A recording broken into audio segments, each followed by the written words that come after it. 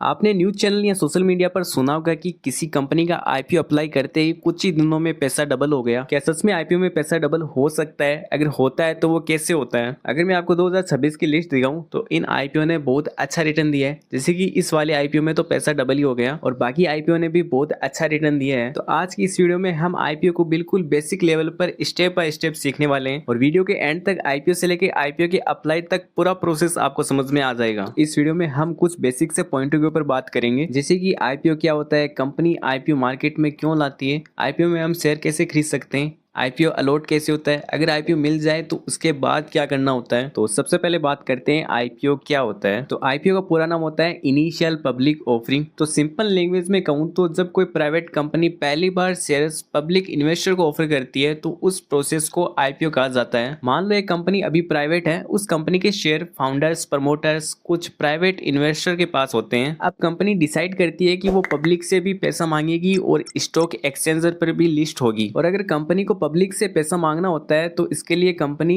IPO launch कर सकती है। आईपीओ के थ्रू पब्लिक इन्वेस्टर कंपनी के शेयर के लिए अप्लाई कर सकते हैं। आईपीओ कंप्लीट होने के बाद कंपनी के शेयर स्टॉक एक्सचेंजर पर लिस्ट हो जाते हैं, जैसे कि एनएसई और बीएसई पर। यानी कि जब भी कोई प्राइवेट कंपनी को अपने बिजनेस को ग्रो करना होता है तो वो पब्लिक से पैसा लेने के लिए आईपीओ लेके आती है। और जब आप आईपीओ में अप्लाई करते हो तो आप उस कंपनी के शेयर के लिए अप्लाई कर रहे हो। अगर आपको शेयर अलॉट हो जाते हैं तो आप उस कंपनी के शेयर होल्डर बन जाते हो। लेकिन एक इंपॉर्टेंट बात यह भी है कि आईपीओ में अप्लाई करने का मतलब ये नहीं है कि आपको शेयर गारंटेड मिलेंगे। अगर आईपीओ में अवेलेबल शेयर से ज्यादा एप्लीकेशन आ जाती है तो अलॉटमेंट प्रोसेस के अकॉर्डिंग सभी एप्लीकेशन को शेयर नहीं मिलते हैं। और अगर आईपीओ मिल जाता है तो इसे आईपीओ अलॉटमेंट कहते हैं। आईपीओ का आप एक लॉटरी सिस्टम भी कह सकते हो, क्योंकि आपको यहाँ पर आईपीओ मिल भी सकता है और नहीं भी मिल सकता है। तो चलिए अब समझते हैं कि आईपीओ में अप्लाई कैसे किया जाता है और इसमें पैसे कैसे कमा सकते हैं। तो चलिए इसको एक मैं एग्जांपल से समझाता हूँ। तो अभी एक आईपीओ है होनजन इंडस्ट्रियल कंपनी का। तो अभी आप इस आईपीओ में अप्लाई करोगे तो आपको 14,250 रुपए देने पड़ेंगे और इस कंपनी के 250 शेयर मिलेंगे और इस कंपनी के एक शेयर की प्राइस रेंज 57 से 60 रुपए होने वाली है। तो आप यहाँ पर देखोगे ना तो आपको इश्यू प्राइस देखने को मिलेगी। इसका मतलब है कि कंपनी पब्लिक से कितना पैसा मांग रही है, यानी कि ये 2600 करोड़ रुपए मांग रही है पब्लिक से। अब आपको इस आईपीओ को अप्लाई करना है तो आपको 14,250 रुपए देने पड़ेंगे। तो ये सब तो हो गया इस कंपनी के आईपीओ की डिटेल्स। लेकिन अब समझते हैं कि कंपनी के आईपीओ को अप्लाई करने पर हमारा कैसे प्रॉफिट होता है। तो आईपीओ में आप दो तरीके से पैसा कमा सकते हो।